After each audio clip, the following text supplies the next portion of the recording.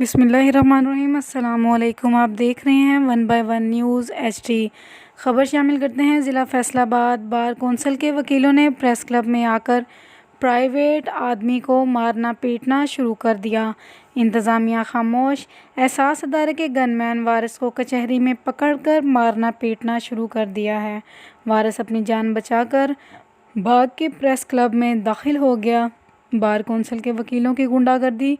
Press club में दाखिल होकर वारिस गनमैन पर बुरी तरह तशद्दुद शुरू कर दिया और उसे मारते पीटते रहे। इसको बार कौंसिल में ले गए और पुलिस को इत्तला दी गई, लेकिन पुलिस बर वक्त ना पहुंच सकी।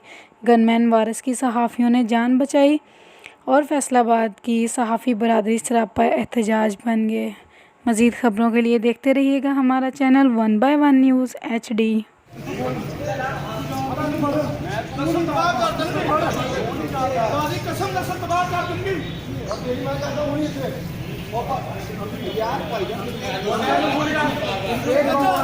ताज़ा तरीन अपलोड्स की नोटिफिकेशन हासिल करने के लिए हमारे चैनल को सब्सक्राइब करें और साथ में दिए गए घंटी